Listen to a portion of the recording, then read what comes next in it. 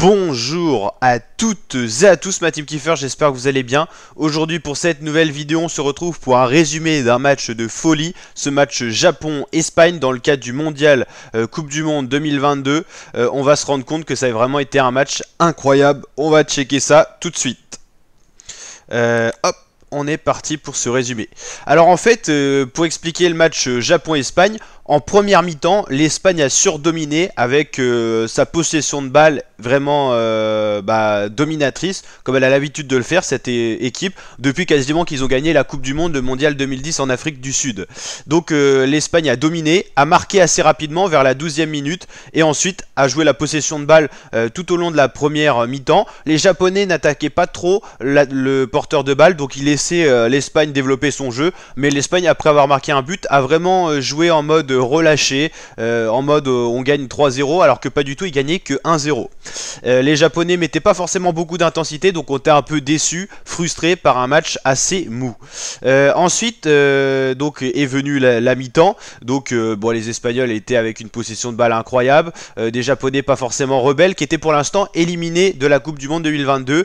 Bon, il y avait en parallèle le match Allemagne-Costa Rica qui pouvait changer un petit peu la destinée des Japonais quand même.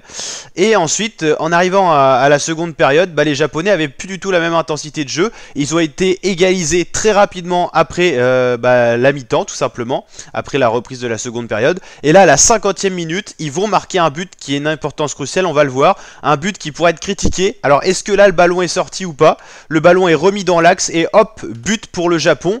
Un but qui va être célébré, puis après, on va pas savoir s'il y a hors-jeu, enfin, si la balle est sortie ou pas. Donc, on a appel à la VAR. Les Japonais, ils changent d'émotion directe. Ils passent d'un but où ils mènent à une égalisation, au final, peut-être égalisation, enfin, que 1 partout, on va dire, et plus 2-1.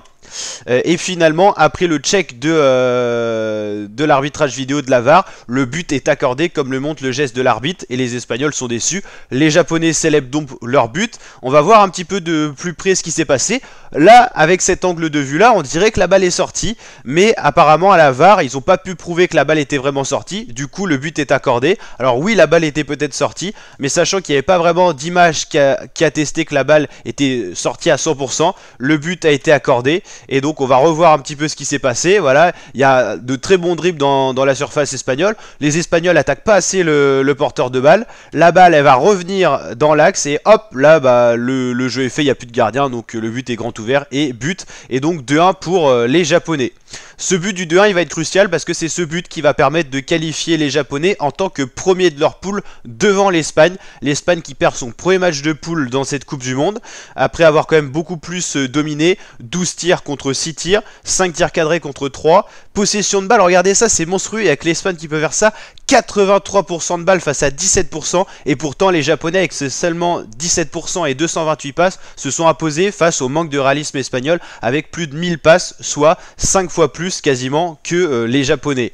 La précision des passes était pourtant beaucoup plus accrue, plus de technicité du côté espagnol, mais comme quoi le foot peut vraiment se jouer à rien, et c'est pas dominer n'est pas gagné, et là la phrase est très bien illustrée avec la victoire japonaise pour 17% de possession, 228 passes et seulement 3 tirs cadrés. Donc ouais, si on regarde un petit peu le classement, le Japon termine premier de ce groupe E, l'Espagne deuxième avec 4 points. Par rapport à la différence de but et le 7-0 qu'ils avaient mis au Costa Rica, l'Espagne est qualifiée. L'Allemagne, la Mannschaft, est éliminée. Pourtant, elle a quand même réussi à gagner le Costa Rica 4-2, alors qu'à un moment, le Costa Rica menait l'Allemagne. Soirée de folie encore dans cette Coupe du Monde, soirée de surprise. Il y a même un moment où quand le Costa Rica menait l'Allemagne, et l'Espagne et l'Allemagne étaient éliminés. C'était Japon-Costa Rica qui était qualifié dans l'ordre de Japon-Costa Rica. Donc on a vraiment une soirée de folie. Finalement l'Espagne, la Rora passe quand même, mais l'Allemagne, pour 2 Coupes du Monde d'affilée, on va y arriver, est éliminée en phase de poule après le cauchemar en Russie, le cauchemar au Qatar pour les Allemands qui sont éliminés. Deuxième gros choc après l'élimination des Diables Rouges de la Belgique cet après-midi. Donc là, 2 grosses nations européennes, Allemagne et Belgique, qui sont éliminées dans la journée. Donc là, ça fait froid dans le dos pour ces grosses nations du football mondial. Donc voilà la team, n'hésitez pas à liker la vidéo si ce résumé vous a plu, à vous abonner, activer la cloche pour suivre l'intégralité de la Coupe Coupe du Monde sur la chaîne YouTube. Et c'est un plaisir de suivre ça avec vous. Et merci à vous toutes et à vous tous qui nous rejoignez en s'abonnant à la chaîne YouTube. On est de plus en plus nombreux. On vient de passer les 25 000 abonnés. La chaîne est en train d'exploser. Et je tiens juste à vous remercier pour ceci. Allez, ciao la team. Et n'hésitez pas à aller checker les autres vidéos sur la chaîne YouTube.